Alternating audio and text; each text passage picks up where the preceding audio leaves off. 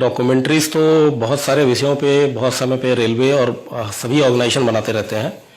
ये ग्वालियर श्योपुर कला की जो लाइन है, इस पे डॉक्यूमेंट्री इसलिए बनाना जरूरी था या इसको एक प्रिजर्व करना इसलिए जरूरी था कि ये सिर्फ एक लाइन नहीं है, ये वहाँ के लोगों का एक वे ऑफ लाइफ है। और आने वाले दिनों में ये लाइन शायद हमारे पास नहीं रहेगी और ब्रॉड गेज में ये सेक्शन भी कन्वर्ट हो जाएगा।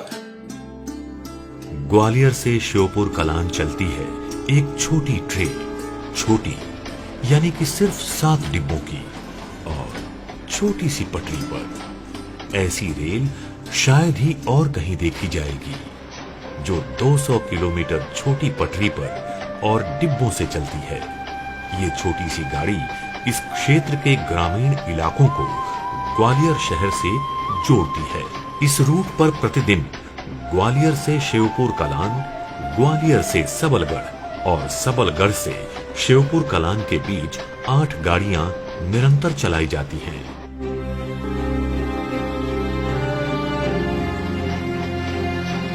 छोटी पटरी को रेल की भाषा में नैरो गेज कहते हैं।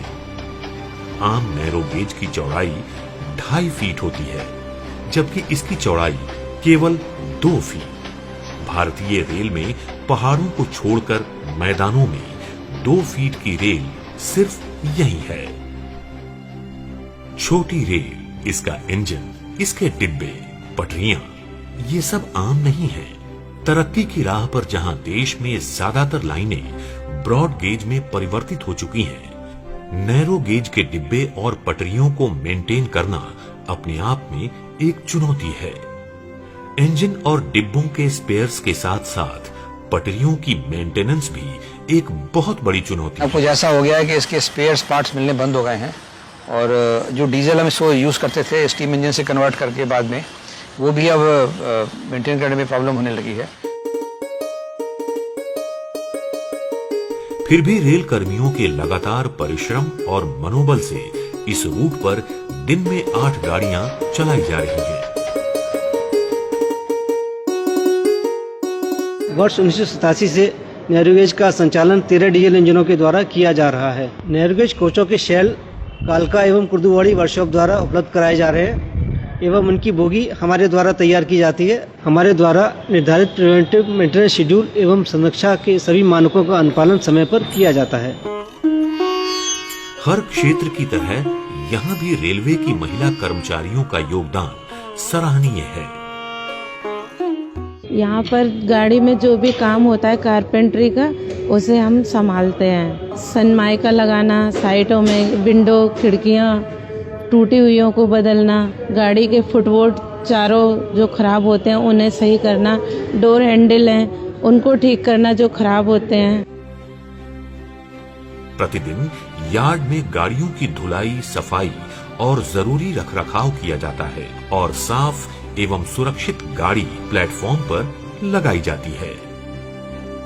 समय समय पर कोचों और इंजन की ओवरहॉलिंग ग्वालियर स्थित कैरेज एंड वैगन वर्कशॉप में किया जाता है।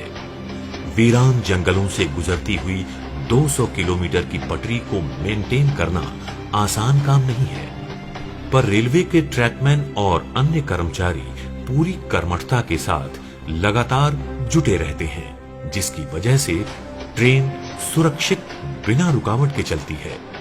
ये चाबी अगर ढीली है तो इसमें गेज खराब होने का डर रहता है, इसलिए उसको इधर उधर से ठोकने पे गेज बराबर बना रहे, इसलिए टाइट की जाती है चाबियां।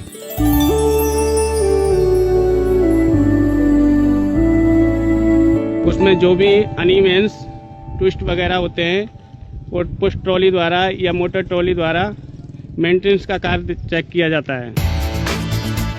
समय समय पर वरिष्ठ अधिकारियों द्वारा निरीक्षण के साथ साथ कर्मचारियों को प्रोत्साहित भी किया जाता है। जैसे ही गाड़ी ग्वालियर से निकलती है, घोसीपुरा के पास कटी घाटी पर एक अद्भुत नजारा हमें देखने को मिलता है। यहाँ मानो रेल और रोड का परिणय हो चला है। पूर्ण ट्रैफिक से भरी सड़क के बीचों बीच से ट्रेन गुजरती है। ट्रेन जैसे ही गुजरी, उसके पीछे मोटरसाइकिलें, कारें हॉर्न देते हुए निकलती हैं। ये एक ऐसा दृश्य है जो इस रूट के सिवा हमें और कहीं दिखाई नहीं देता।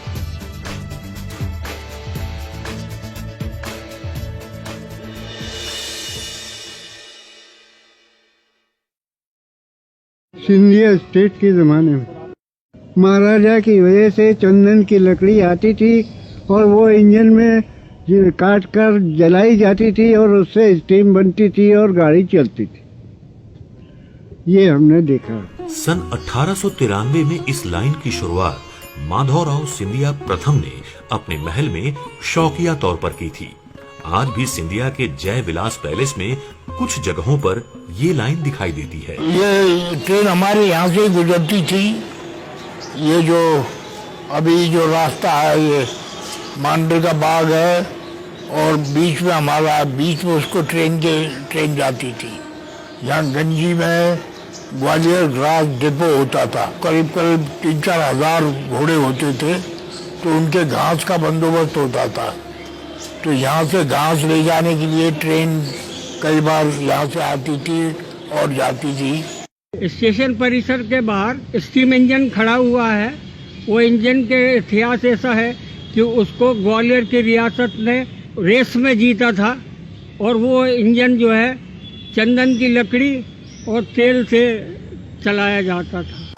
शौकिया रेल धीरे धीरे जन सुविधा में परिवर्तित हो गई और 1909 तक ग्वालियर श्योपुर कलान 199 किलोमीटर, भिंड 83 किलोमीटर और शिवपुरी 118 किलोमीटर तक की लाइनें बनकर यातायात शुरू हो गई। इसे ग्वालियर लाइट रेलवे का नाम दिया गया और ग्वालियर के पदस्थ महाप्रबंधक इसका नेतृत्व करने लगे।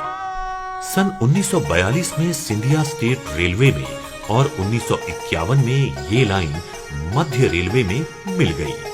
सन 2003 में उत्तर मध्य रेलवे के गठन के बाद ये लाइन उत्तर मध्य रेलवे के झांसी मंडल में मिलाई गई। ये ट्रेन क्षेत्रीय लोगों में बहुत ही लोकप्रिय है। 8 सर्विसेज हमेशा खचाखच भरी हुई चलती है। इंजन को सामान ले आए, ट्रैक्टर को आवे, मरीज दिखावे आवे ग्वालियर। हम चल रहे हैं 40 साल हुए करीबन। ये चारों ओर से खचाखच भरी हुई ट्रेन का दृश्य इसकी लोकप्रियता का प्रतीक है। नानी के वहाँ कैलारस, ग्वालियर से कैलारस तक ही जाती। इस क्षेत्र के लोगों के लिए यातायात के दूसरे साधन या तो है ही नहीं और जहाँ कहीं है भी तो लागत इतनी ज्यादा है कि ये गरीब लोगों की क्षमता से बाहर है। और कोई साधन ही नहीं है इस रूट पे हमारे लिए। ज्यादा चलती रहे गाड़ी, बड़ी भी हो जाए, ये भी चलती रहे। शादी हुई है, इसी ट्रेन से आना जाना होता है ग्वालियर से गांव। इसीलिए इस ट्रेन का कोई और विकल्प नहीं है। ये गाड़ी ग्वालियर से घोसीपुरा, मोती झील, बामोर गांव, जौरा अलापुर, कैलारस, सबलगढ़, बीरपुर, इकडोरी जैसे 28 स्टेशंस के माध्यम से 200 गांवों को जोड़ते हुए 199 किलोमीटर दूर शिवपुर कलान तक यात्रा करती है। सबलगढ़ और इकडोरी के बीच का रास्ता देखते ही हमें ऐसा लगेगा जैसे प्रकृति ने हमारी रेल को अपने आलिंगन में ले लिया हो। नदियां, झरना, झील, पहाड़ी, सब में से गुजरी रेल हमारी। यह सेक्शन प्राकृतिक के मनमोहक दृश्यों से भरा हुआ है। यहाँ पे आपको नदियां, नहरें, पहाड़ी, जंगल, खेत सभी देखने को मिलेगा। बीरपुर और इकडोरी के बीच कुनो नदी से जब ये ट्रेन गुजरती है वो दृश्य आंखों में बस जाता है। पहाड़ों के बीच जंगलों से नदियां पार करते हुए अपनी ही मस्ती में चलती रहती है ये ट्रेन। कई स्टेशंस पर यात्रियों के लिए स्वादिष्ट क्षेत्रीय पकवान से भरे खान पान की सुविधा उपलब्ध है। इस एरिया में आप लगभग 200 किलोमीटर सिर्फ 45 रुपए में कवर करते हैं। अगर हम नैरो गेज के सेक्शंस देखें, शिमला, कालका, दार्जिलिंग, अधिकतर टूरिस्ट सेक्शंस हैं, बट ये सेक्शन यहाँ के ग्रामीण वासियों का एक शुरू से ही इकोनॉमिक नर्व सेंटर रहा है। शुरू में यहाँ पे मालगाड़ियाँ भी चलती थी जिससे कि सभी किसान लोग अपना उत्पाद लेके ग्वालियर तक आया करते थे। इस सेक्शन में अभी भी सन 1909 की व्हील सिग्नल का उपयोग किया जा रहा है और पॉइंट चेंज भी मैनुअली किए जाते हैं। ये लाइन इस रेलवे के कर्मचारी अधिकारियों को बहुत प्रिय है, बहुत पुरानी लाइन है। इसके साथ ही लोग पले बड़े हैं, इस इलाके के लोगों से जुड़े हुए हैं। ये नैरो गेज की सबसे लंबी लाइन है। जहाँ जहाँ पर आने जाने का कोई साधन नहीं है, वहाँ वहाँ पर ये 28 स्टेशनों के माध्यम से 250 गाँवों को एक दूसरे से जोड़ती है। यहाँ गरीब किसान और कुछ यहाँ पर आदिवासी बाहुल्य क्षेत्र है, जिनका जीवन यापन का एकमात्र साधन ये भारतीय रेल है। इस नैरो गेज ट्रेन का आज मैं संचालन करने जा रहा हूँ और मैं बहुत ही इस ट्रेन का संचालन करने पे बहुत ही प्राउड फील करता हूँ, क्योंकि ये अपने आप में एक हेरिटेज ट्रेन है।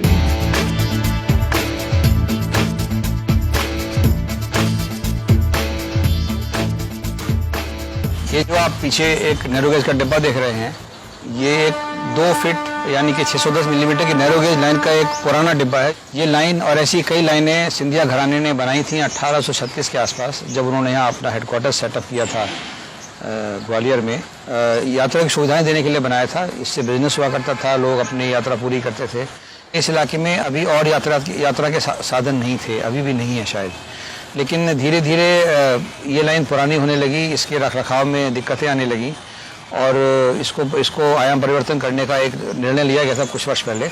लेकिन उसके बाद इस एरिया की जनता के भावनाओं को देखते हुए उस कार्य को रोक दिया गया, क्योंकि जो धरोहर को एक संभालने की जो एक फीलिंग होती है जनता के अंदर, उसके चलते इसको रोक लिया गया था। लेकिन अब ये जनता को भी लगने लगा कि अब वो दूरगामी क्षेत्रों से जुड़ नहीं पाते हैं, तो अब एक मांग उठी कि इसको आयाम परिवर्तन कर दिया जाए। इस कड़ी में इस लाइन का भी आयाम परिवर्तन अब स्वीकृत जो हो चुका था, उसका काम शुरू किया जाएगा और अगले 2-3 साल में हम इसको आयाम परिवर्तित कर देंगे। इसमें लोग ऐसा भी कर लेते हैं, जैसा आपने फिल्मों में देखा होगा कि चलती गाड़ी में चलते चलते गाड़ी पकड़ ली और फिर अगले स्टेशन पर उतर गए। आय से ज़्यादा नहीं होती थी क्योंकि ट्रैफिक बहुत नहीं था, लेकिन यही अकेली एक लाइन थी। सड़कें अभी रिसेंटली आई हैं, तो इसको हम लोग संभाल के रखते थे। प्लस इस एरिया की जनता को ये भी रिक्वायरमेंट है कि वो दूरगामी क्षेत्रों से बड़ी गेज की गाड़ियों से जुड़ें, जो लंबी दूरी गाड़ियां हैं, उनको उसमें परिवर्तन ना करना पड़े, अपना स्टेशन तक गाड़ी बदलनी ना पड़े। तो अब ये गेज कन्वर्ट होने के बाद ये ब्रॉड गेज हो जाएगी, तो इस इलाके से होकर और दूर लंबी दूरी गाड़ियाँ भी चलेंगी, माल गाड़ियाँ आया करेंगी। इस इलाके में इकोनॉमी ग्रो करेगी, इस इलाके में पैसेंजर अमेनिटीज़ आएंगी, बच्चों को पढ़ने की सुविधा मिलेगी, नए नए कारोबार यहाँ बढ़ेंगे, यहाँ के लोग दूर इलाकों में यात्रा कर पाएंगे सुविधा के साथ। तो इस कड़ी में अब इस लाइन का गेज कन्वर्शन सैंक्शन हो गया है, जो हम लोग जल्दी शुरू करने वाले हैं। हालांकि उन्नति की राह पर ये लाइन शीघ्र ही ब्रॉड गेज में परिवर्तित की जाएगी। इसकी यादें इस क्षेत्र के लोगों से हमेशा जुड़ी रहेंगी और आने वाली पीढ़ियों के लिए धरोहर के रूप में रहेगी। इस रेल के प्रति लोगों की भावना को इस सज्जन ने बखूबी व्यक्त किया है। इस ट्रेन के अलावा और कोई साधन नहीं है, जो भी कुछ है ये ट्रेन ही है, और गरीबों की तो मात्र एक सहारा है। अगर ये नहीं है तो कुछ भी नहीं है। मोटर में लगते हैं 250 रुपये, उसमें लगते हैं ग्वालियर के केवल 30-40 रुपये। इससे अच्छी सुविधा कहाँ मिलेगी साहब? बड़ी चलेगी जब चलेगी, इसे तो चलने दो, ये जिंदगी है साहब।